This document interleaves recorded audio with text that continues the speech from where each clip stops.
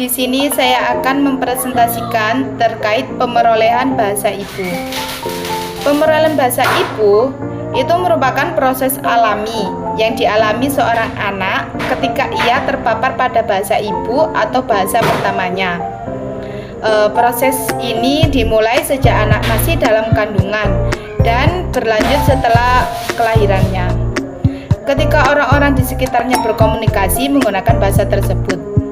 Nah, melalui interaksi yang berlangsung secara terus-menerus, anak akan secara alami menguasai bahasa ibunya.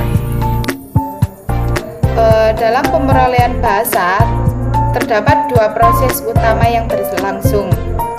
Pertama, proses kompetensi, di mana seorang anak secara tidak sadar mempelajari dan menguasai aspek sintaksis, semantik, dan fonologi dari bahasa ibu mereka.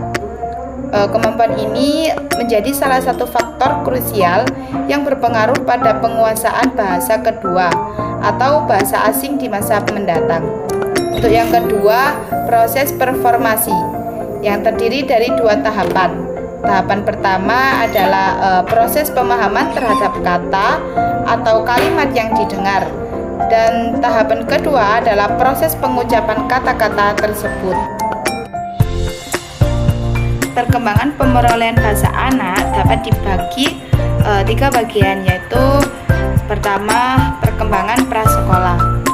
Tahap perkembangan prasekolah terdiri atas tiga tahap perkembangan, yaitu perkembangan pralinguistik, tahap satu kata, dan ujaran kombinasi permulaan. Pada perkembangan pralinguistik, anak mengembangkan konsep dirinya. Ia berusaha membedakan dirinya dengan subjek, dirinya dengan orang lain, serta hubungan dengan objek dan tindakan. Pada tahap satu kata, anak terus-menerus berupaya mengumpulkan nama-nama benda dan orang yang dijumpai.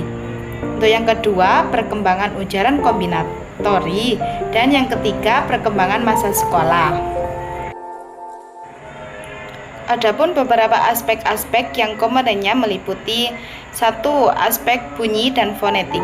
Aspek ini merupakan bagian yang mendeskripsikan bunyi bahasa dari sudut ucapan, bagaimana cara membentuknya sehingga menjadi getaran udara dan dapat diterima oleh pandangan. Untuk yang kedua, aspek kata atau morfologis merupakan cabang ilmu bahasa yang mempelajari bentuk kata, pembentukan kata, dan perubahan kata. Untuk yang ketiga, aspek kalimat atau sintaksis merupakan ilmu tata kalimat yang mempelajari hubungan antar unsur bahasa untuk membentuk kalimat. Untuk yang keempat, aspek arti semantik merupakan bagian dari kajian semantik yang mempelajari makna kata, frasa, dan kalimat.